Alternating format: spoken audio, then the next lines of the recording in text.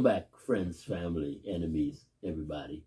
It's another episode of The World as We See It. And today, I want to get right into it.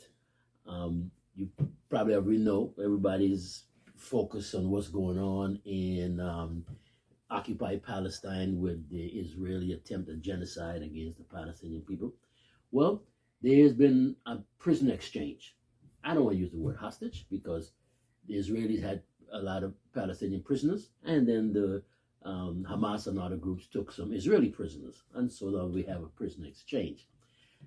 But what I want to talk about is the fact that the Zionist government, the Netanyahu government, even though it looks as though they're winning this war because they're dropping all these bombs and causing all this destruction, they're actually losing. And because they're losing, they're acting in the most irrational manner. Now imagine this. A family member of yours was taken away 5, 6, 7, 8, or maybe as much as 10 years ago. You haven't seen them.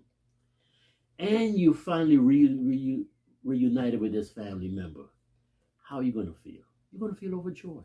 You're going to be happy. You're going to be celebrating. You're going to be hugging and kissing each other, and so on. Well, the Netanyahu government has announced that it is illegal. They're making it illegal for Palestinians to celebrate the return of their family members. Now, if that is not an act of a desperate people or a desperate government, I don't know what is.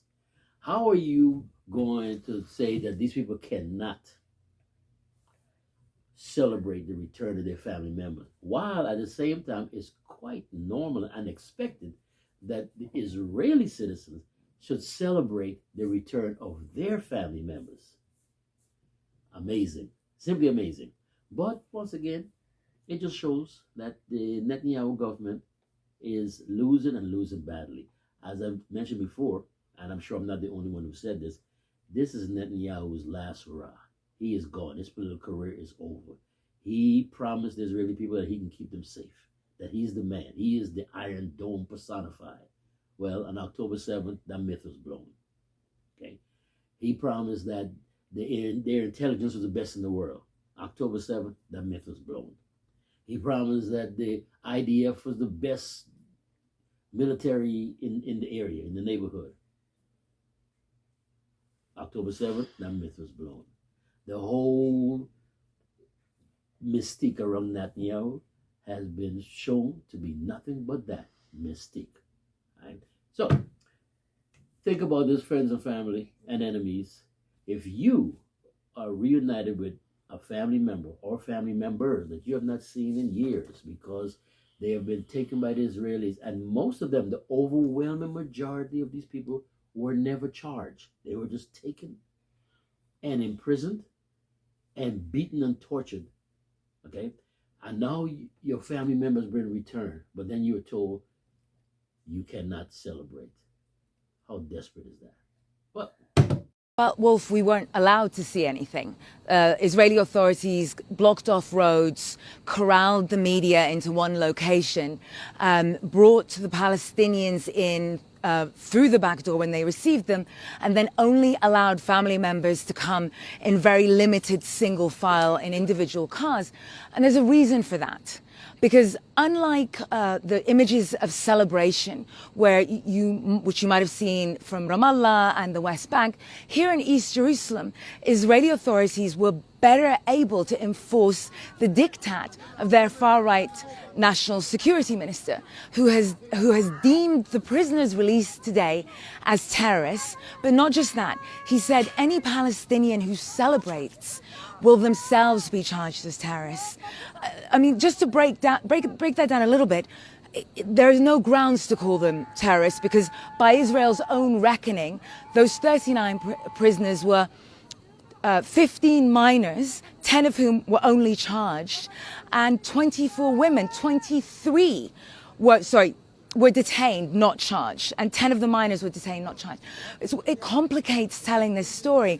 So imagine your daughter has come home to you and you have to hide indoors to express your joy. I want to show you this video, Wolf, of a daughter reuniting with her mother that was sent to us by the family. Take a listen.